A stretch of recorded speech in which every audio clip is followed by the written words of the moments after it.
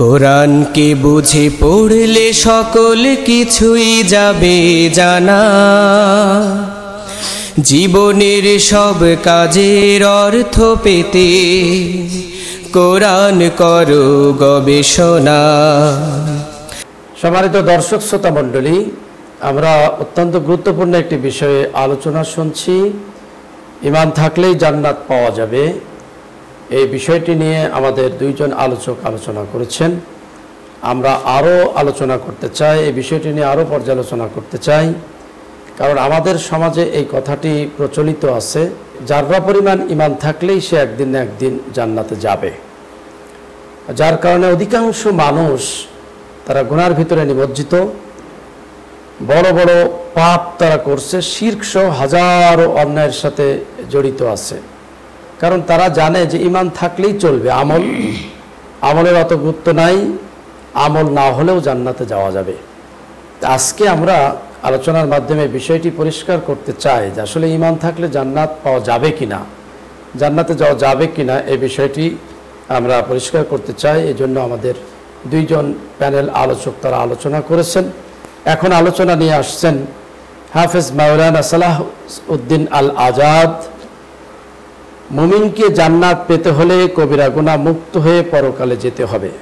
মোহতারাম, আপনার নিকট প্রশ্ন, এই গুরুত্বপূর্ণ বিষয়ে আপনি সঠিক সমাধান সলিউশন দিবেন যাতে এই ভুল ধারণা থেকে মুক্ত হতে পারে। আলহামদুলিল্লাহি ওয়াহদা ওয়াসসালাতু ওয়াসসালামু আলা মান লা নাবিয়্যা বা'দা, আম্মা বা'দ।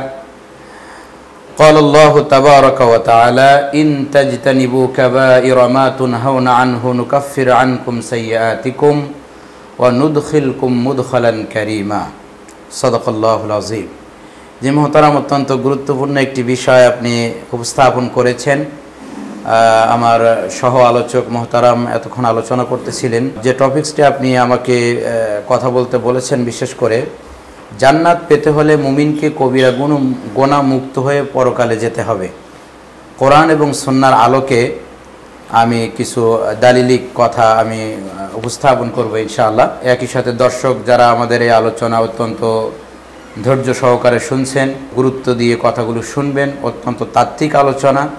আল্লাহ রাব্বুল আলামিন আমাদেরকে সুস্পষ্টভাবে জানিয়ে দিয়েছেন যে গুনাহ মুক্ত অবস্থায় পরকালে না গেলে, অর্থাৎ বিশেষ করে কবিরা গুনাহ মুক্ত অবস্থায় যদি আমরা মৃত্যুবরণ করি, পরকালে উপস্থিত হই, তাহলে আমরা জান্নাত পাবো না। অবশ্যই একজন মানুষকে কবিরা গুনাহ মুক্ত হয়ে পরকালে যেতে হবে। এ ব্যাপারে আল্লাহ রাব্বুল আলামিন সূরা নিসার ৩১ নম্বর আয়াতের মধ্যে সুস্পষ্টভাবে জানিয়েছেন, যে আয়াতটি আমি তেলাওয়াত করেছি, ইন তাজতানিবু কাবাইরা মা তুনহাউনা আনহু নুকাফির আনকুম সাইয়্যাতিকুম। যদি তোমরা কবিরা গোনা অর্থাৎ বড় গোনা, ইন তাজতানিবু যদি তোমরা ছেড়ে দাও, কাবাইরা মা তুনহাউনা আনহু যদি তোমরা ছেড়ে দিতে পারো বড় সকল গোনাসমূহ, নুকাফির আনকুম সাইয়্যাতিকুম তাহলে আমি তোমাদের ছোট এবং মধ্য মানের যে গোনাগুলো রয়েছে আমি তোমাদেরকে ক্ষমা করে দেব। ওয়ানুদখিলকুম মুদখালান কারীমা এবং আমি তোমাদেরকে সম্মানজনক আবাসস্থল অর্থাৎ জান্নাতে প্রবেশ করাবো। এই আয়াতে আল্লাহ তাআলা আমাদেরকে জানিয়ে দিলেন। এখানে আল্লাহ তাআলা প্রত্যক্ষভাবে জানিয়ে দিয়েছেন, ঈমানদারদেরকে জান্নাত পেতে হলে শিরিক এবং কাবিরা গুনাহ থেকে অবশ্যই তাকে মুক্ত থাকতে হবে। আমি আরও একটি আয়াত পেশ করব। এই আয়াতের এই কথার দলিল হিসাবে আল্লাহ রাব্বুল আলামিন কুরআন আল কারীমে সূরা শুরার মধ্যে বলেছেন, ফামা উতিতুম মিন শাইইন ফামাতাউল হায়াতিদ দুনিয়া। দুনিয়ায় তোমাদেরকে যে সামগ্রী দেওয়া হয়েছে এটা ভোগ বিলাস মাত্র। ওমা ইনদাল্লাহি খায়রুন ওয়া আবকা। আল্লাহর কাছে যে নিয়ামত রয়েছে সেটা স্থায়ী এবং উত্তম।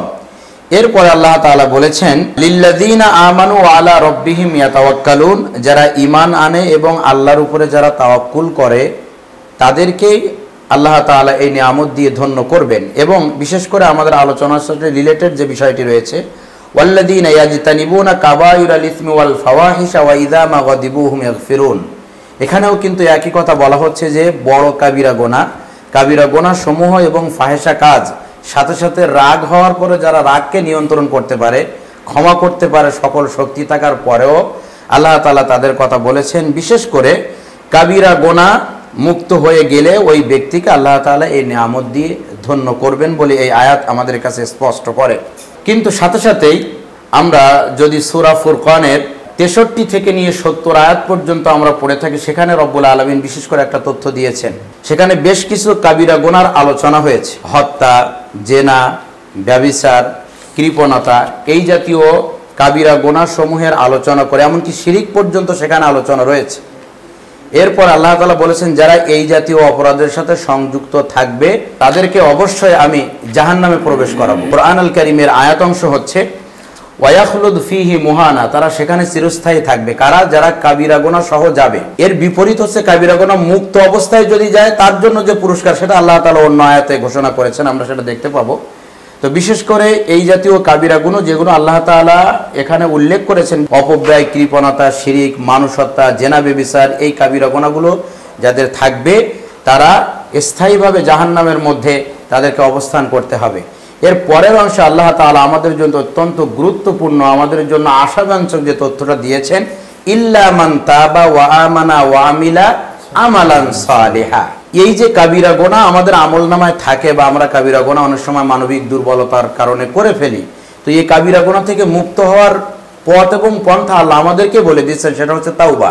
এই আয়াত, ইল্লা মান তাবা ওয়া আমানা ওয়া আমিলা আমালান সালিহা, তাওবার মাধ্যমে সে এই গুনাহ মাফ করেই তাকে পরকালে উঠতে হবে। অত্যন্ত গুরুত্বপূর্ণ তথ্য। This information has given us great hope, আমাদেরকে অত্যন্ত আশা জাগায় এই তথ্য যে আমরা তওবা করে ওই গুনাহ থেকে ফিরে আসতে পারলে আল্লাহ আরো একটা তথ্য দিয়েছেন, ইউবাদদিলুল্লাহু সাইয়্যাতিহিম হাসানাত, আমি তাদের গুনাহ সমূহকে বদল করে সওয়াবে পরিণত করে দেব। সুবহানাল্লাহি ওয়া বিহামদিহি। তো বিশেষ করে এই আয়াতটি এজন্য নিয়ে এসেছি, প্রথম অংশে কিন্তু কাবিরা গুনাহ সমূহের আলোচনা করা হয়েছে। এরপরে আল্লাহ বললেন এর থেকে বেঁচেই তাকে মৃত্যুবরণ করতে হবে, যদি না বাঁচে সে জাহান্নামে যাবে, আর বাঁচতে পারলে তার জন্য আল্লাহ তাআলা এই পুরস্কার ঘোষণা করেছেন যে সে এই জাতীয় সুযোগগুলো রব্বুল আলামিনের কাছ থেকে পাবে। এরপরে থাকলো মধ্যম এবং ছোট মানের যে গুনাহগুলো, এগুলো কিভাবে ক্ষমা হবে। রব্বুল আলামিন সূরা নাজমের 32 নম্বর আয়াতের মধ্যে বলেছেন, আল্লাযীনা ইয়াজতানিবুনা কাবাইরাল ইসমি ওয়াল ফাওয়াহিশা ইল্লাল লামাম, যারা কাবিরা গুনাহ সমূহ এবং ফাহিশা কাজ থেকে দূরে থাকবে, তবে ছোট গুনাহ থেকে নয়। ছোট গুনাহ থেকে নয়, অর্থাৎ ছোট এবং মধ্যম মানের গুনাহ, মানবিক দুর্বলতার কারণে তো হয়ে যায়। ওয়াখুলিকাল ইনসানু দাঈফা, আমরা চাইলেও তো অনেক সময় অপরাধ আমাদের হয়ে যায়। সে কথাটাই আল্লাহ তাআলা এখানে বলেছেন ইল্লাল লামাম, অত্যন্ত গুরুত্বপূর্ণ। এটা আমাদের জন্য আল্লাহ ইহসান করেছেন যে আমাদেরকে তিনি জান্নাতে নিতে চান। সুবহানাল্লাহ। তো এই ছোট এবং মধ্যম মানের যে গুনাহ, এটা মাফ হবে তিনটা আমলের মাধ্যমে। এক, নেক আমল।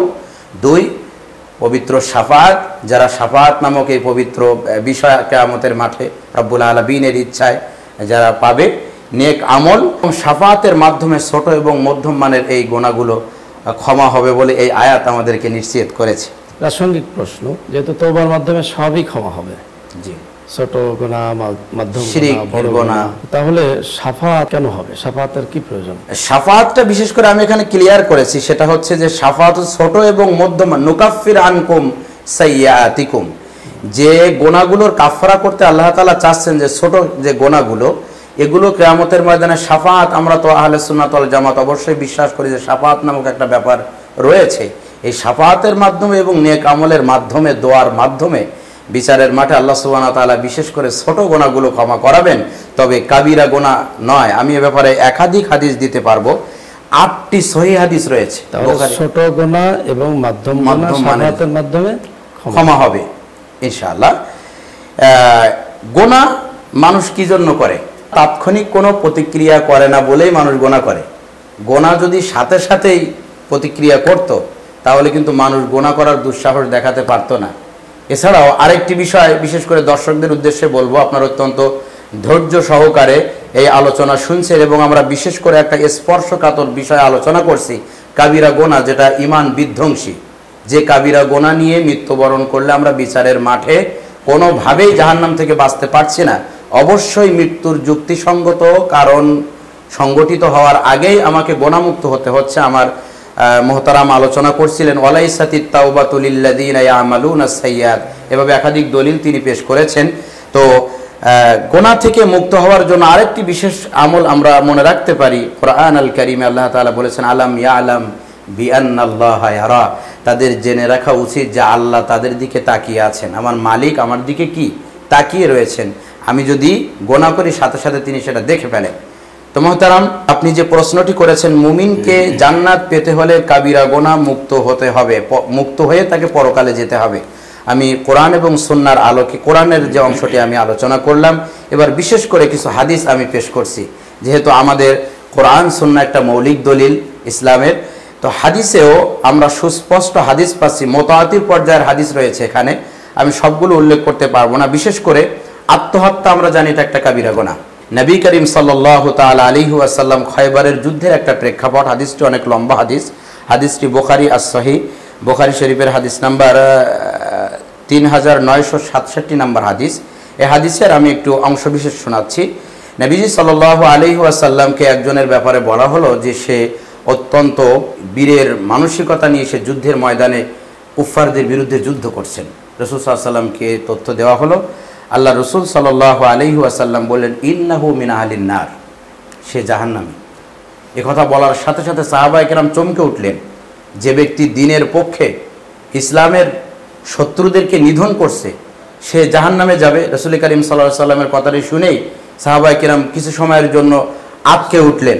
কিন্তু দেখা গেল ঠিক কিছু সময়ের পরে ওই ব্যক্তি আহত হয়ে নিজের যন্ত্রণা সহ্য করতে না পেরে নিজের অস্ত্র দিয়ে নিজেকেই শেষ করে দিলেন।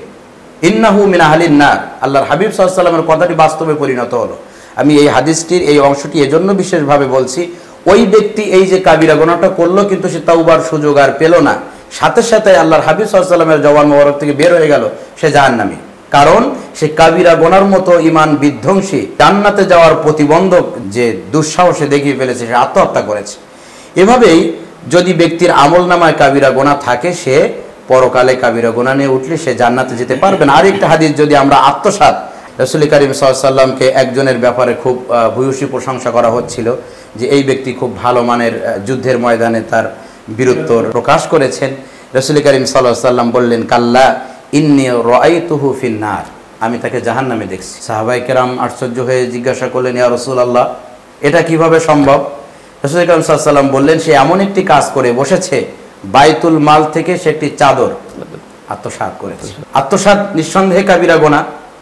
এই কাবিরা গুনাহ করার সাথে সাথেই রেজাল্ট, কারণ ওই ব্যক্তি কাবিরা গুনাহ করেছে, এই কাবিরা গুনাহ আমলনামায় থাকার কারণে যদি সে মৃত্যুর পূর্বে এই গুনাহ মাফ না করাতে পারে সে জাহান্নামী। স্পষ্ট আয়াত কোরআন আল কারীম এবং কোরআনের আয়াতের ব্যাখ্যা হিসাবে এই সকল হাদিসগুলো আমরা সুস্পষ্টভাবে উল্লেখ করতে পারি। এছাড়াও আরো কয়েকটি কাবিরা গুনার কথা আমরা উল্লেখ করব, বিশেষ করে যেমন প্রতারণা করা, কাউকে উপকার করে খোটা দেওয়া, এই সকলগুলো কাবিরা গুনাহ। স্পষ্টভাবে হাদিসের মধ্যে এগুলো নিয়ে আলোচনা করা হয়েছে। কৃপণতা করা, রাসূল করিম সাল্লাল্লাহু আলাইহি ওয়াসাল্লাম হাদিস শরীফের মধ্যে বলেছেন, লা ইয়াদখুলুল জান্নাতা খিব্বুন ওয়ালা মান্নানুন ওয়ালা বাখিলুন, আও কামা ক্বালা আলাইহিস সালাতু ওয়াস সালাম। আল্লাহর হাবিব বলছেন, যারা কৃপণতা করে, যারা দান করে মানুষকে খোটা দেয়, যারা প্রতারক, সব জাহান্নামে যাবে। কারণ এই সবগুলো কাবিরা গুনাহর অন্তর্ভুক্ত। এ থেকে সে বাঁচতে হবে, মৃত্যুর পূর্বে তাকে তওবা করেই তাকে মৃত্যুবরণ করতে হবে। এবং বিশেষ করে যে হাদিসটি অত্যন্ত প্রসিদ্ধ, সম্মানিত দর্শক আপনারা জানেন, অহংকার নামক এই যে অন্যায়, এটা আমাদের প্রত্যেকের মধ্যেই মনের অজান্তেই এসে যাওয়াটাই স্বাভাবিক, আমরা মানুষ। কিন্তু আল্লাহর হাবিব সাল্লাল্লাহু আলাইহি ওয়াসাল্লাম বলেছেন, লা ইয়াদখুলুল জান্নাতা মান কানা ফি কলবিহি মিসকালা জাররাতিন মিন কিবির, কোন ব্যক্তির মধ্যে যদি জাররা পরিমাণ কিবির থাকে সে জান্নাতে প্রবেশ করবে না। তার মানে সে যাবে কোথায়? জাহান্নামে। জান্নাতে প্রবেশ করবে না, সুস্পষ্ট ক্রিস্টাল ক্লিয়ার কথা আল্লাহর হাবিবের বক্তব্য। আর তিনি যে কথা বলেন ওহীর ভিত্তিতে বলেন, এটা আল্লাহর পক্ষ থেকে সিদ্ধান্ত নিয়েই তিনি কথা বলতেছেন। তো ওই ব্যক্তি যদি অহংকারী অবস্থায় বা তার ভিতরে জাররা পরিমাণ অহংকার নিয়ে যদি সে মৃত্যুবরণ করে, অবশ্যই সে জাহান্নামে যাবে, সে জান্নাতে যেতে পারছে না। কাজেই কোরআন এবং সুন্নাহর আলোকে বিশেষভাবে আমরা বলতে পারি, কোনো ব্যক্তি, কোনো মুমিনকে জান্নাতে যেতে হলে অবশ্যই তাকে কবিরা গুনাহ মুক্ত অবস্থায় পরকালে উঠতে হবে। এই কোরআন এবং সুন্নাহর আলোকে এই বিষয়টি আমাদের কাছে অত্যন্ত পরিষ্কার, অত্যন্ত ক্লিয়ার। কাজেই সকলকে উদাত্ত আহ্বান জানাবো, যারা আমাদের আলোচনায় যুক্ত হচ্ছেন খবরদার কোনো কাবিরা গুনার সাথে নিজেকে যুক্ত করব না। আল্লাহ রব্বুল আলামিন কোরআন আল কারিমে সূরা নিসার 93 নম্বর আয়াত, আরেকটা আয়াত মনে পড়ে গেল হযরত, ওমাই ইয়াকতুল মুমিনা মুতাআম্মিদান ফাজাযাউহু জাহান্নাম। রব্বুল আলামিন স্পষ্টভাবে বললেন খালিদান ফিহা, সে জাহান্নামে স্থায়ীভাবে থাকবে। অগদিবাল্লাহু আলাইহি ওয়া লানাহু, তার উপরে আল্লাহর ক্রোধ এবং তার লানত ওই ব্যক্তির উপরে যে হত্যা করলে, কাবিরা গোনা করে ফেলল। কাজেই আমরা সব সময় চেষ্টা করব কাবিরা গোনা থেকে মুক্ত হয়ে রব্বুল আলামিনের কাছে আদালতে আখিরাতে ওঠার জন্য। আল্লাহ তাআলা আমাদেরকে তৌফিক দান করুন। মাহতারাম, আপনি চমৎকারভাবেই বলেছেন। কোরআন সুন্নাহ আর আলোকে আপনি প্রমাণ করার চেষ্টা করেছেন ঈমান থাকলে জান্নাত পাওয়া যাবে, এ কথাটি ঠিক নয়। অবশ্যই আমাদেরকে কবিরা গুনাহ থেকে মুক্ত থাকতে হবে। সম্মানিত দর্শক শ্রোতা মণ্ডলী, আসলে দেখুন, ইসলামে কোনো গুনাহই করার অনুমতি নাই। স্বেচ্ছায় কোনো গুনাহ করা যাবে না। একান্তই যদি ভুলভ্রান্তি হয়ে যায়, মনের অজান্তে গুনাহ হয়ে যায়, সেক্ষেত্রে তওবা করলে আল্লাহ পাক ক্ষমার ঘোষণা দিয়েছেন। এই জন্য আমাদেরকে খেয়াল রাখতে হবে কোনো অবস্থাতেই যাতে কবিরা গুনাহ হয়ে না যায়। আর হলে সাথে সাথেই আল্লাহ পাক বলেছেন মিন করিবিন, খুব দ্রুত তওবা করে নিতে হবে। তওবা করে যদি আমরা মরতে পারি, অবশ্যই আমরা জান্নাতি হব। আর আমলনামায় যদি কবিরা গুনাহ থেকে যায়, তাহলে কঠোর হুঁশিয়ারি কোরআন এবং সুন্নাহর মাধ্যমে আমাদের সম্মানিত মহতারাম আলোচনা আপনাদের সামনে উপস্থাপন করেছেন যে কবিরা গুনাহ থাকলে জাহান্নাম নিশ্চিত। এ ব্যাপারে কোরআন সুন্নাহতে আমরা অন্য কোনো অবস্থা দেখতে পাচ্ছি না, যার কারণে আপনাদের কাছে উদাত্ত আহ্বান রাখতে চাই। অত্যন্ত গুরুত্বপূর্ণ এবং সেন্সিটিভ একটি বিষয়।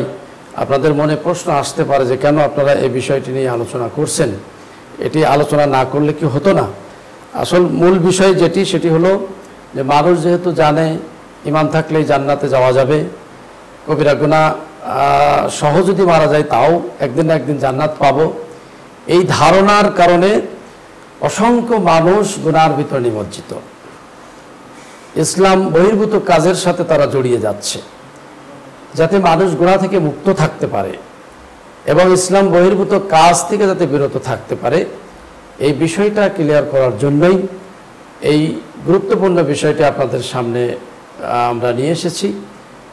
কোরআন এবং সুন্নাহর আলোকে আমাদের কাছে পরিষ্কার হয়েছে, কোনো অবস্থাতেই কবিরা গুনাহ সহ মারা যাবে না।